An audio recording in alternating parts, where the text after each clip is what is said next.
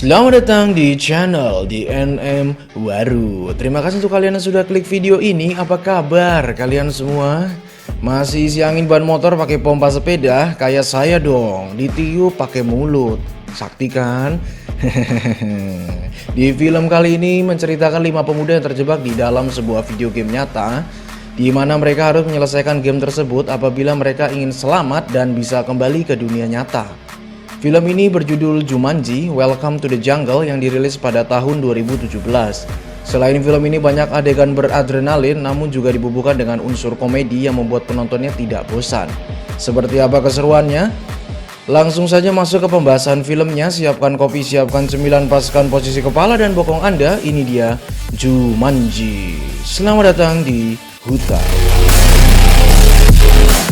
Diawali dengan suasana pantai yang cerah dan hangat, film ini diawali dengan seorang pemuda yang menemukan papan permainan yang bertuliskan Jumanji dan kemudian dibawanya pulang.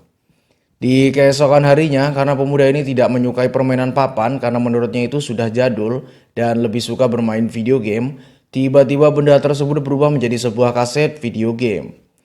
Scenes pun beralih ke pemeran pertama pada film ini, di mana terlihat pemuda yang sedang bermain video games, namun ini orang yang berbeda dengan scene sebelumnya. Pemuda ini bernama Spencer, bukan dispenser karena itu untuk galon. Kemudian terlihat Spencer sedang menulis di komputer bermerek Apple Croak, yang dimana Spencer dimintakan tolong oleh temannya untuk dibuatkan makalah. Spencer sendiri diceritakan merupakan pemuda kutu buku yang menyukai dunia ilmiah. Singkat waktu, kita diperkenalkan dengan pemeran kedua, yaitu cewek bohai dan sosialita yang hobinya geol-geol dan upload ke sosial media. Wanita ini bernama Bethany. Dan ini pemeran selanjutnya, yaitu pemuda besar gempal berkulit hitam yang bernama Fridge. Ini batang hidungnya, di mana Fridge merupakan teman Spencer yang meminta tolong untuk dibuatkan makalah guna untuk memenuhi tugas dari sekolahnya. Singkat waktu, kita dibawa ke sekolah. Di sini Bethany sedang mengerjakan ujian. Karena passionnya adalah geol-geol, jadi saat ujian pun ia tetap tidak bisa jauh dari ponselnya. Dan tentu saja kelakuannya pun ditegur oleh gurunya karena selain itu bandel, tapi juga dapat mengganggu teman lainnya untuk nyontek. Maksudnya ujian. Bethany pun dihukum. Selanjutnya kita dibawa ke ruang olahraga. Dan diperkenalkan lagi dengan pemeran keempat. Wanita ini bernama Martha. Ia tidak menyukai olahraga tapi lebih suka dengan hal-hal yang berbau teori dan ilmiah, juga sama seperti Spencer. Karena itu ia menolak untuk ikut olahraga dan memilih ngejogrok di pojokan sambil ngayal. Tentu saja hal itu dinilai melawan guru dan Martha pun dihukum. Namun di sela olahraga, nama Spencer dipanggil yang ternyata Spencer diminta ke ruang konseling tanpa diduga.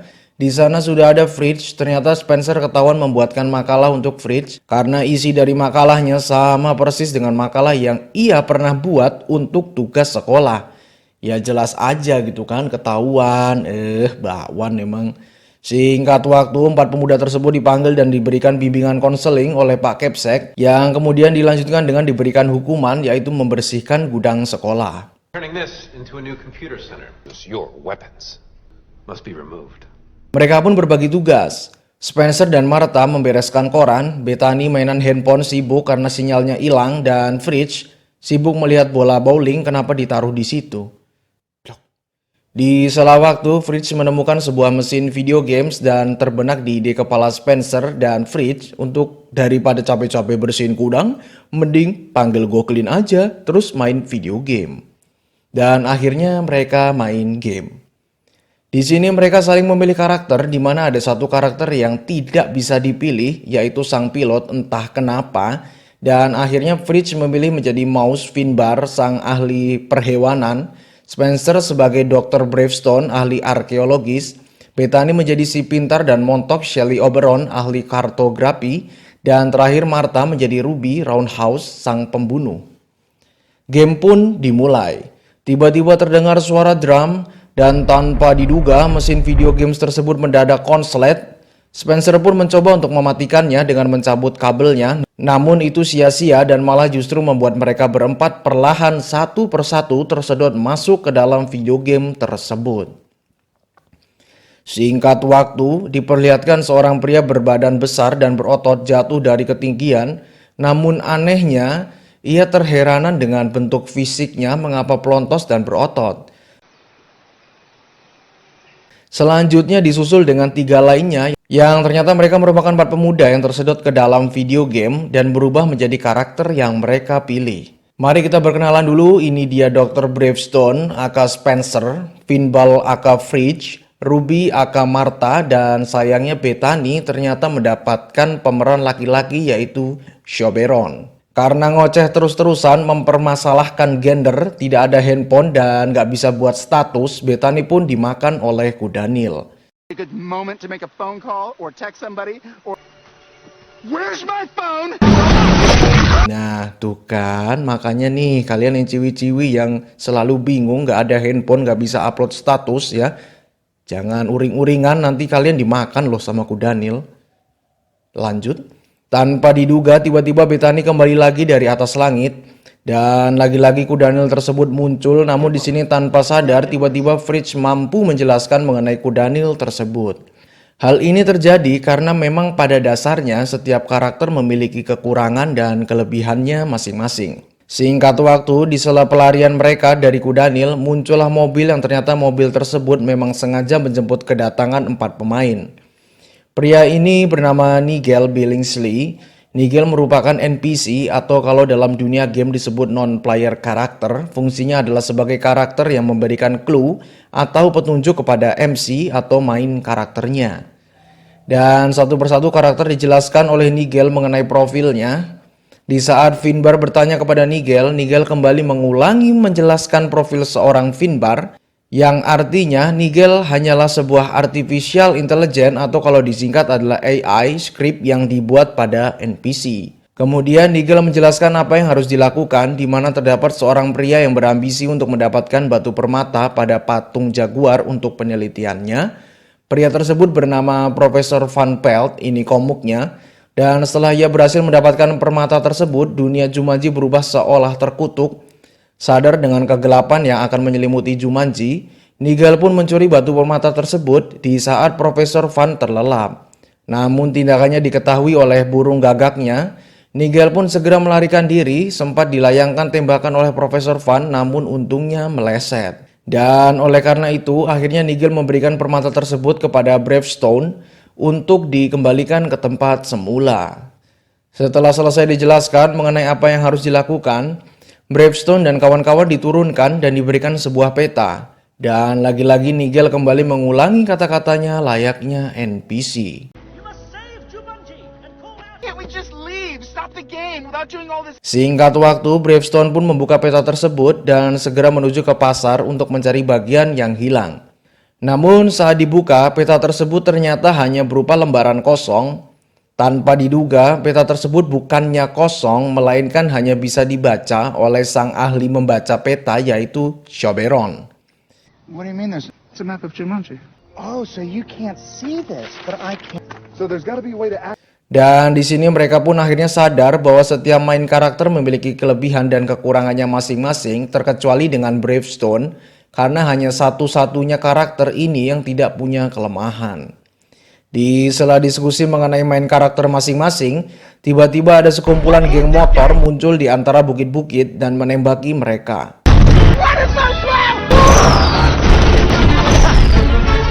Di sini lagi-lagi kemampuan karakternya muncul, di mana Bravestone memiliki kemampuan kecepatan sehingga ia mampu berlari dengan sangat cepat.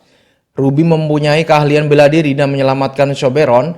Dan di sini Bravestone dan Finbar terpojok. Bravestone meminta senjata yang ternyata disimpan oleh Finbar di dalam ranselnya. Namun setelah dilemparkan, bumerang tersebut malah nyangsang. It worked. No, I'm going down. You don't do absolutely nothing. Karena Finbar memiliki kelemahan lelet, akhirnya Bravestone pun menggendong Finbar agar lebih cepat. Hingga sampailah mereka pada tepi jurang dan memutuskan untuk melompat.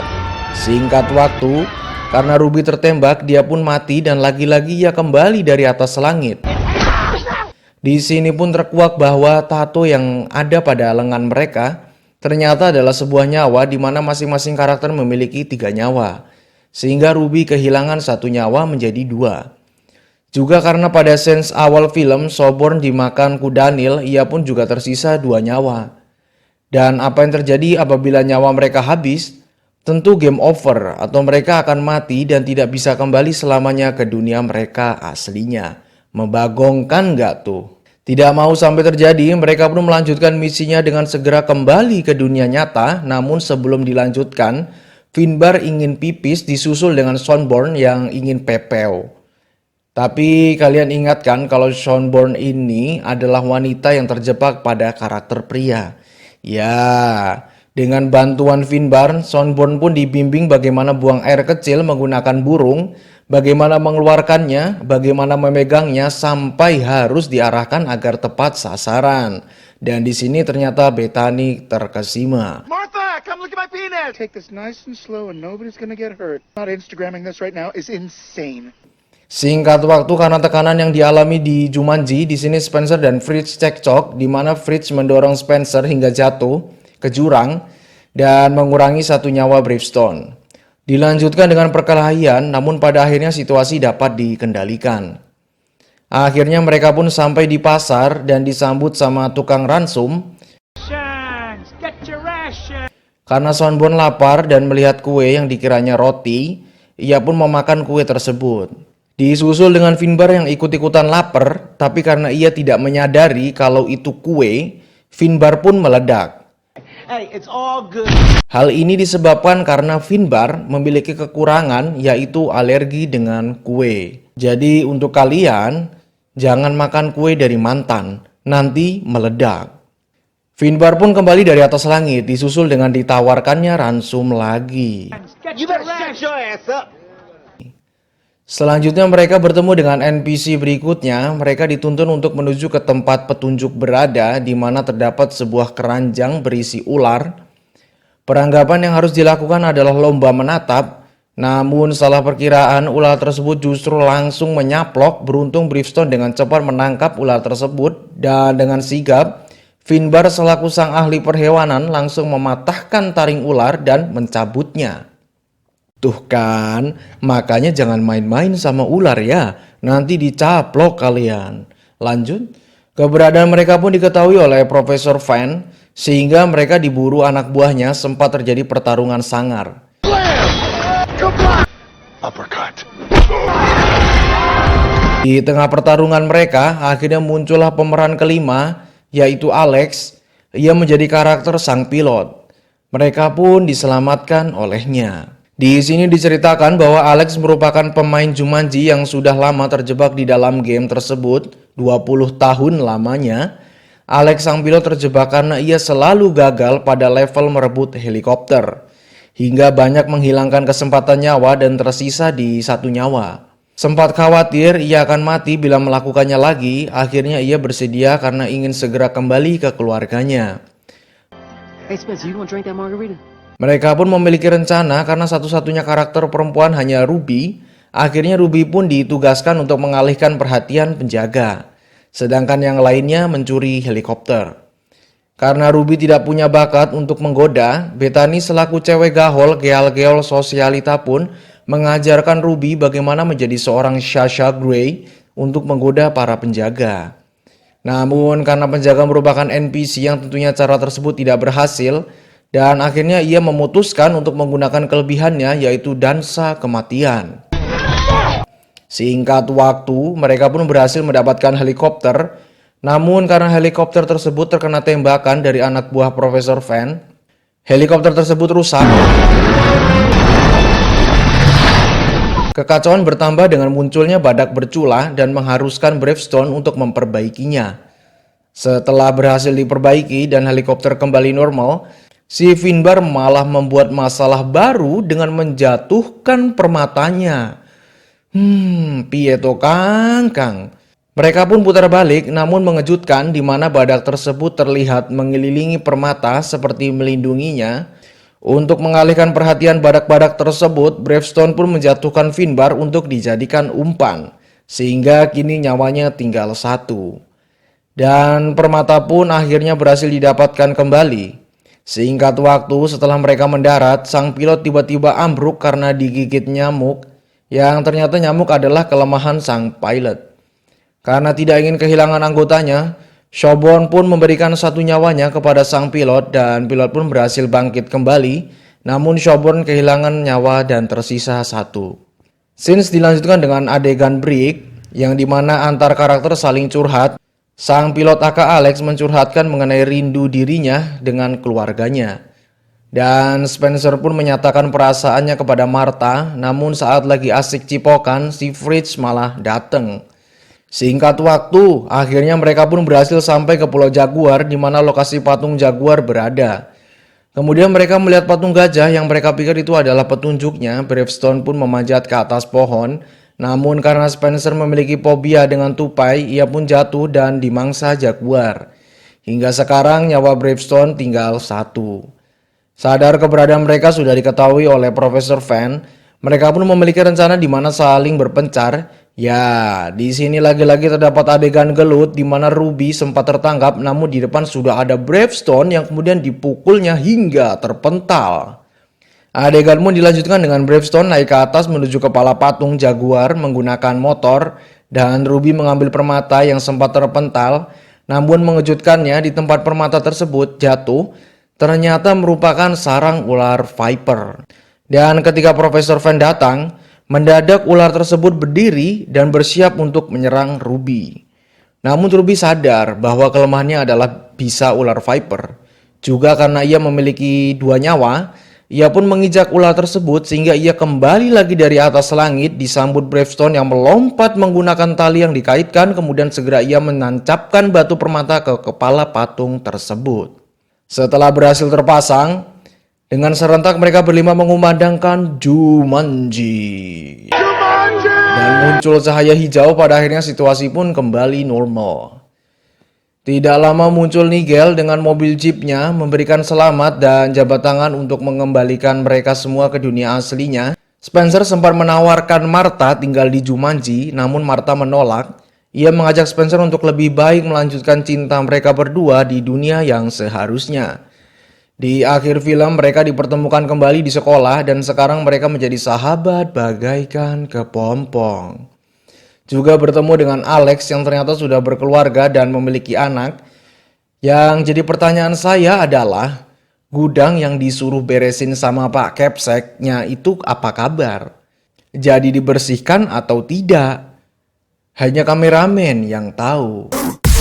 Film berakhir, pesannya bisa kita ambil kalau kalian dapat hukuman dari sekolah suruh bersihin gudang, main game aja, niscaya akan hilang beban hukuman kalian.